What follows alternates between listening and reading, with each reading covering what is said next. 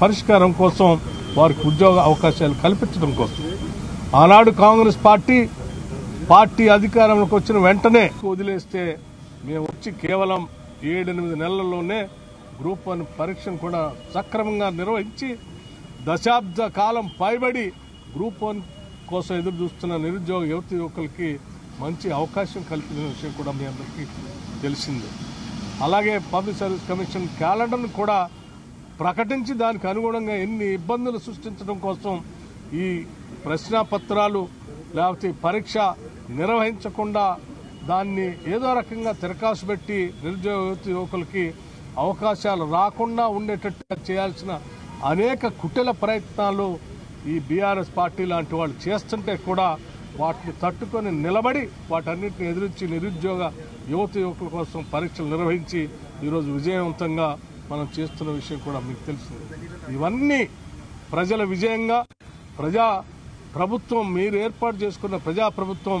మన అవసరాలని తీర్చిదిద్దుతూ ప్రజల విజయంగా ముందుకు పోతున్నటువంటి సందర్భంలో ఈరోజు రాష్ట్ర ప్రభుత్వం సంవత్సర కాలం పూర్తి చేసుకున్నటువంటి సందర్భంగా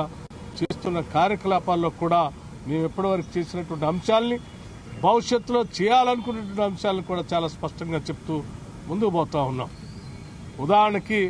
రాష్ట్రంలో సగభాగం జనాభా ఉన్నటువంటి మహిళలను దృష్టిలో పెట్టుకొని మేము మహాలక్ష్మి అని చెప్పి ఒక పథకాన్ని ప్రవేశపెట్టే కాకుండా ఈ రాష్ట్రంలో ఉన్న మహిళలందరూ కూడా ఆర్థికంగా నిలదొక్కుని పైకి వస్తే వాళ్ల ద్వారానే ఈ కుటుంబాలు నిలదొక్కుంటాయని తద్వారా తెలంగాణ సమాజం నిలదొక్కుంటుందని ఆలోచనతో సంవత్సరానికి 20 నుంచి 25 వేల కోట్ల రూపాయలు వడ్డీ లేని రుణాలు ఇప్పించాలని, ఒక 5 ఏళ్లలో 1,00,000 కోట్ల రూపాయలు వాళ్ళకి ఇప్పించాలని, కేవలం రుణాలు ఇప్పించడమే కాకుండా ఆ వడ్డీకి సంబంధించి రాష్ట్ర ప్రభుత్వమే వడ్డీ కట్టేటట్టుగా తీసుకున్న రుణాలతో వాళ్ళు పారిశ్రామికవేత్తలుగా ఎదగటానికి కావలసిన వ్యవస్థను కూడా రాష్ట్ర ప్రభుత్వం ఏర్పాటు చేసే దిశలో ముందు పోతున్న విషయం కూడా మీకు తెలిసింది. దేశంలో పరిశ్రమలన్నా, ఎనర్జీ అన్నా, లేకపోతే విద్యుత్ ఉత్పత్తి అన్నా అదానీ అంబానీ లాంటి వాళ్లే గుర్తుకొస్తారు. అదానీ అంబానీ లాంటి వాళ్ళ చేతుల్లో పోయేటువంటి విద్యుత్ ఉత్పాదన సంబంధించినటువంటి సోలార్ పవర్ ప్లాంట్ లాంటి వాటిని కిందికి తీసుకొని వచ్చి మేము ఈ రాష్ట్రంలో ఉన్నటువంటి మహిళా సంఘాలతో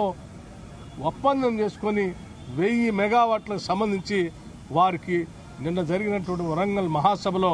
మేము పీపీఏ అదేంటి ఒప్పందం చేసిన ఎంఓయూ చేసిన విషయం కూడా మీ అందరికీ తెలిసిందే. దాదాపు ఇంకా పెద్ద ఎత్తున అవసరమైతే ఆర్టీసీ బస్సులు కొనుగోలు కూడా సెల్ఫ్ హెల్ప్ గ్రూప్స్ ద్వారా కొనుగోలు చేపించి ఆ బస్సుల్ని ఆర్టీసీకే పెట్టి మళ్ళీ ఆర్టీసీ ద్వారా టికెట్ల ద్వారా వచ్చే ఆదాయం వాళ్ళకి వచ్చేటట్టుగా చేసే విధంగా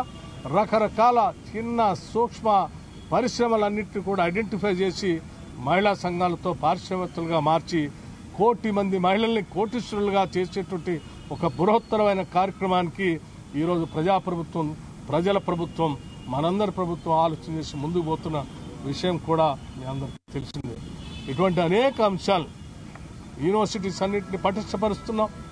అనేక అంశాలను ముందుకు తీసుకొని స్కిల్ యూనివర్సిటీ పెట్టాం. అట్లాగే అద్భుతమైన ఇంటర్నేషనల్ స్టాండర్డ్ ఉన్నటువంటి ఒక స్పోర్ట్స్ యూనివర్సిటీని పెడతా ఉన్నాం. దాదాపు మూలన పడిపోయి ఉన్నటువంటి 65 ఐటీఐల్ని అడ్వాన్స్డ్ టెక్నాలజీ సెంటర్స్గా మార్చి ఇప్పుడున్నటువంటి పరిశ్రమల అవసరాలకు అనుగుణంగా వాళ్ళందరికీ తర్ఫీదు ఇచ్చి లేటెస్ట్ టెక్నాలజీ మిషనరీలో తర్ఫీదులు ఇచ్చి ఉద్యోగ అవకాశాలు కల్పించే విధంగా ప్రయత్నాలు చేస్తూ ముందుకు పోతున్నటువంటి ఈ తరుణంలో ప్రజలందరికీ ఒకటే విజ్ఞప్తి చేస్తూ ఉన్నాం. ఈ ప్రభుత్వం మనది, ప్రజల ప్రభుత్వం, పేదల బడుగు బలహీన వర్గాల మధ్యతరగతి ప్రజలకు సంబంధించినటువంటి ప్రభుత్వం, ఈ ప్రజాస్వామ్యవాదుల ప్రభుత్వం. ఈ ప్రభుత్వం చేసే కార్యకలాపాలని ప్రజలకు అందకుండా చేయాలని, లేకపోతే ఈ ప్రజాప్రభుత్వం చేస్తున్న కులగణన లాంటి ఒక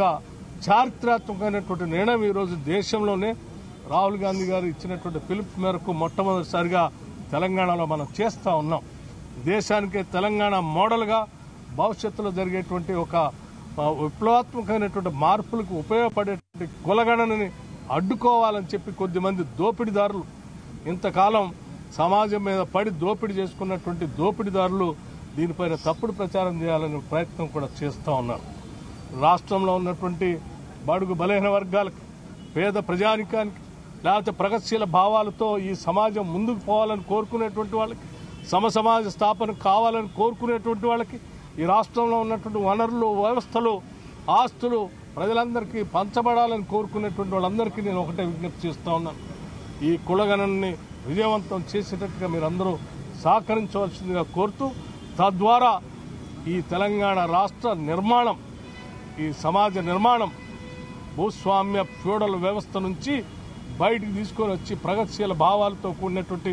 సమసమాజ స్థాపన కోసం పునాదులు వేసుకుందామని చెప్పి ఈ సందర్భంగా మీ అందరికీ నేను మనవి చేస్తూ ముగిస్తా ఉన్నాను. నమస్కారం.